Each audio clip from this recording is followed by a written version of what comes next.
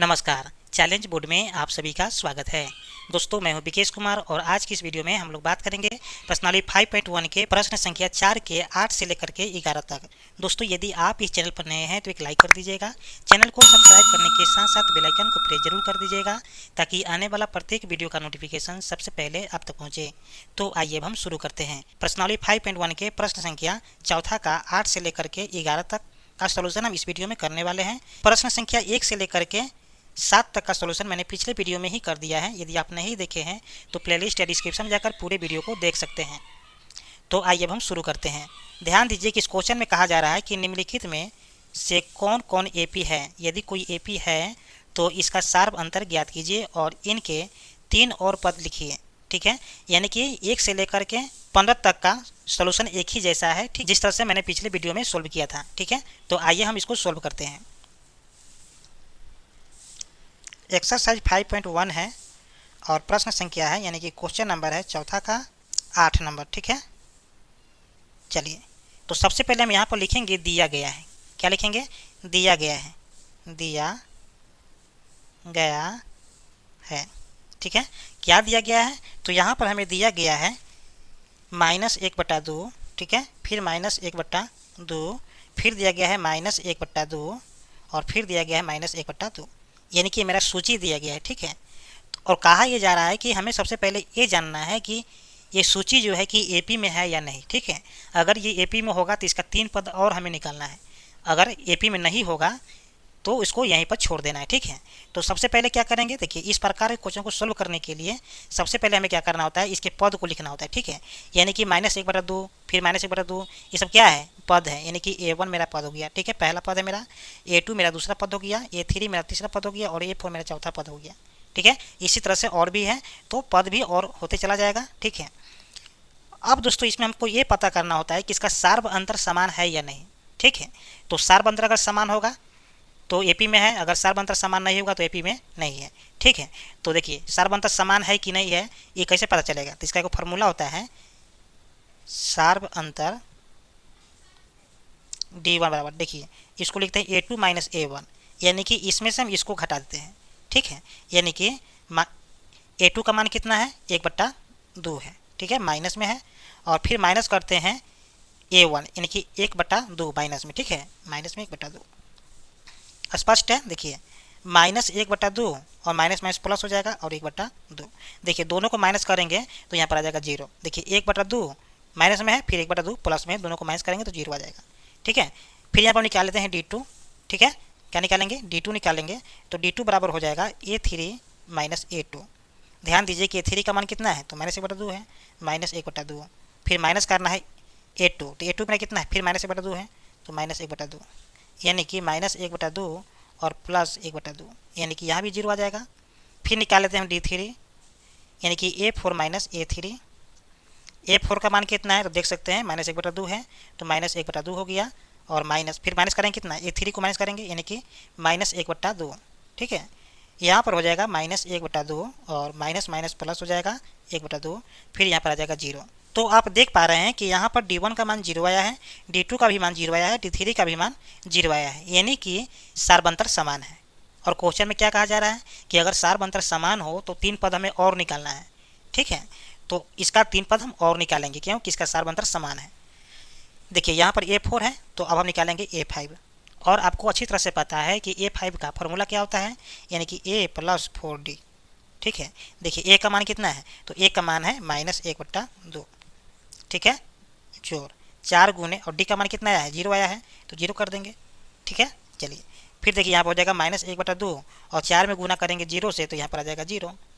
ठीक है, और किसी भी संख्या में 0 जोड़ते हैं तो उसमें कोई चेंजिंग नहीं होता है, यानी कि -1/2 हो जाएगा। फिर यहाँ पर निकालेंगे A6 का मान, तो A + 5D और यहाँ पर हो जाएगा A का मान -1/2 और जोर 5 और गुने D का मान कितना है? 0। तो यहाँ पर हो जाएगा -1/2 जोर 5 में गुना करेंगे 0 से तो 0 और फिर यहाँ पर हो जाएगा -1/2। ठीक है, फिर यहाँ पर निकाल लेते हैं हम A7। देखिए A + 6D लिख सकते हैं। चलिए -1/2 गुने यहाँ पर प्लस हो जाएगा और यहाँ पर 6 गुने D का मान कितना है? 0 है, फिर -1/2 और जोर 0 = -1/2। तो ये मेरा 3 अगला पद निकल गया, जो कि तीनों पद क्या है, समान है। तो यहाँ पर हम लिख सकते हैं कि अगला 3 पद लिख सकते हैं यहाँ पर, ठीक है। अगला 3 पद कौन कौन है, -1/2, फिर -1/2 और फिर -1/2। तो ये मेरा क्या है, फाइनल आंसर हो गया, ठीक है। अब हम बात कर लेते हैं प्रश्न संख्या चौथा का 9 नंबर, ठीक है। तो चौथा का 9 नंबर, ठीक है। यहाँ पर भी लिखेंगे दिया गया है, दिया गया है। तो यहाँ पर भी हमें एक सूची दिया गया है, उस सूची को लिख लेते हैं, यानी कि 1 3 9 27, ठीक है। क्वेश्चन में क्या है, 1 3 9 27, ठीक है। इसी तरह से और है, तो इसके पद को पहले लिख लेते हैं, यानी कि A1 1 हो गया, A2 मेरा 3 हो गया, A3 मेरा 9 हो गया और A4 मेरा क्या हो गया, 27 हो गया, ठीक है। तो सबसे पहले तो हम ये जान लेंगे कि सार अंतर इसका क्या है, समान है कि नहीं है, ठीक है। तो सार अंतर कैसे लिखेंगे, देखिए सार अंतर D1 बराबर, यानी कि A2 माइनस A1। A2 का मान कितना है, देखिए 3 है, माइनस A1 का मान कितना है, 1 है। तो यहाँ पर हम लिख देंगे 1, और 3 में से 1 जाएगा तो यहाँ बच जाएगा 2, ठीक है। ये मेरा D1 का मान आ गया 2। अब लिखेंगे यहाँ पर D2 का मान, तो A3 और माइनस A2। देखिए A3 का मान कितना है, 9 है, A2 का मान कितना है, 3 है, तो यहाँ पर आ गया 6। फिर यहाँ पर लिखेंगे D3। देखिए D3 बराबर क्या होता है, यानी कि A4 माइनस A3। देखिए A4 का मान कितना है, तो ध्यान दीजिए कि A4 का मान है 27, माइनस A3 का मान कितना है, 9 है, तो 9 लिखेंगे। देखिए 27 में से 9 जाएगा, कितना जाएगा, 18 जाएगा, तो यहाँ पर हो जाएगा 18। तो आप देख पा रहे हैं कि यहाँ पर क्या है, यहाँ पर D1 का मान आया है 2, D2 का मान आया है 6 और D3 का मान आया है 18, मतलब कि सभी D का मान अलग अलग है। तो इसका सार अंतर समान हुआ, नहीं हुआ, ठीक है। इसका सार अंतर समान नहीं है। तो हम यहाँ पर लिखेंगे उपयुक्त श्रेणी का सार अंतर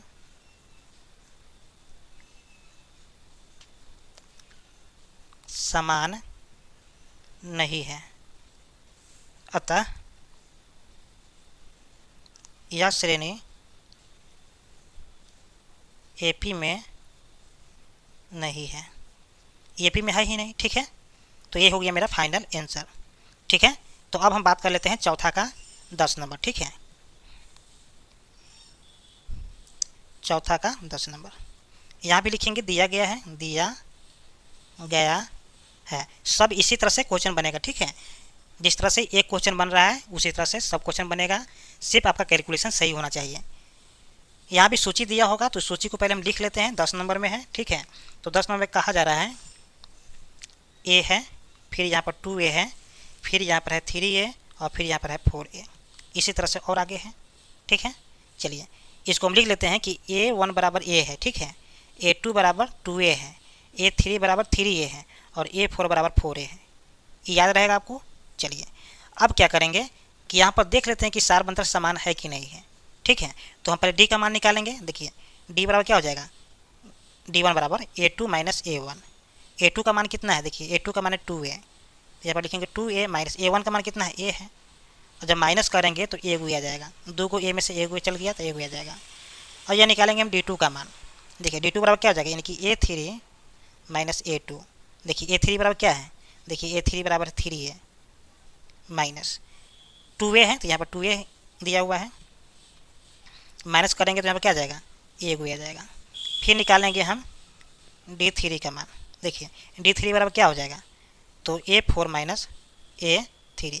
A4 का मान कितना है, 4A है, माइनस A3 का मान कितना है, तो A3 का मान है 3A। तो यहाँ पर हो जाएगा 4 गो में से 3 गो गया तो 1 गो बचेगा। मतलब क्या है, देखिए D1 का मान A आया है, फिर D2 का भी मान A आया है, D3 का भी मान A आया है, मतलब क्या है, सभी D का मान समान है। तो यहाँ पर सार अंतर समान हो जाएगा, ठीक है। यानी कि सार अंतर समान है, तो क्या करेंगे, अगला 3 पद हमको और निकालना है, ठीक है। तो यहाँ पर लिखेंगे A5 बराबर, ठीक है। तो A5 बराबर क्या हो जाएगा, A प्लस 4D। देखिए A का मान कितना है, तो ध्यान दीजिए कि A का मान A है, ठीक है, प्लस 4 गुने और D का मान क्या है, A आया है।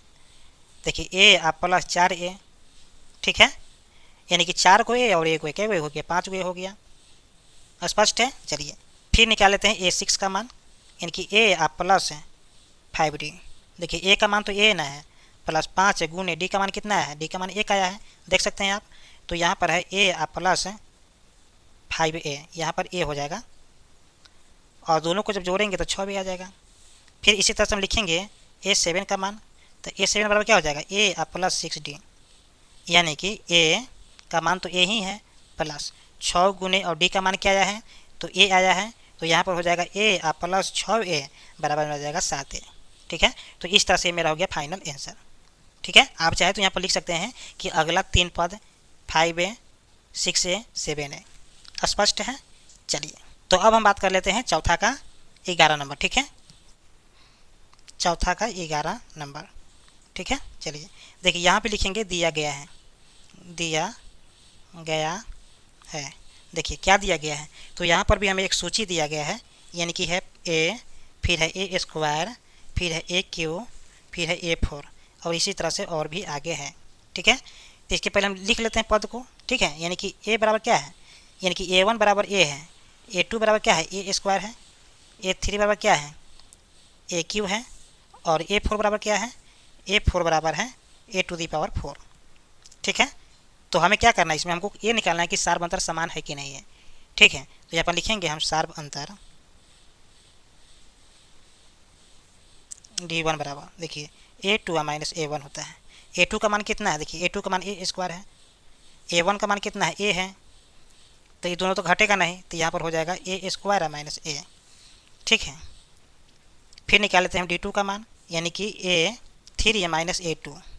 देखिए A3 का मान कितना है, ए क्यू है, A2 का मान कितना है, ए स्क्वायर है, तो यहाँ भी घटने वाला नहीं है, यानी कि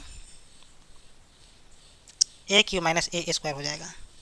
ठीक है, फिर यहाँ पर निकालेंगे हम D3 का मान, तो A4 माइनस A3। A4 का मान कितना है, A⁴, तो यहाँ पर लिख देंगे A⁴ माइनस A3 का मान कितना है, ए क्यू है, तो यहाँ पर लिख देंगे हम ए क्यू, और फिर ये माइनस होने वाला है नहीं, तो इसको मैं ऐसे ही लिख देंगे, यानी कि A4 माइनस A3। ठीक है, तो इस तरह से आप देख पा रहे हैं कि यहाँ पर D1 का मान आया है ए स्क्वायर माइनस ए, D2 का मान आया है ए क्यू माइनस ए स्क्वायर। तो इस तरह से आप देख पा रहे हैं कि सभी डी का मान अलग अलग है, तो हम कह सकते हैं कि इसका सार्व अंतर समान नहीं है, यानी कि हमको अगला 3 पद नहीं निकालना है। तो यहाँ पर हम लिख सकते हैं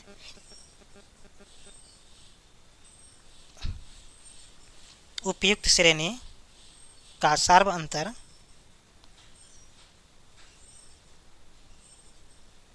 समान नहीं है, अतः यह श्रेणी एपी में नहीं है। ठीक है, तो ये हो गया मेरा फाइनल आंसर। उम्मीद करते हैं कि वीडियो आपको समझ में आ गया होगा। फिर मिलते हैं एक और नए वीडियो में, तब तक के लिए जय हिंद।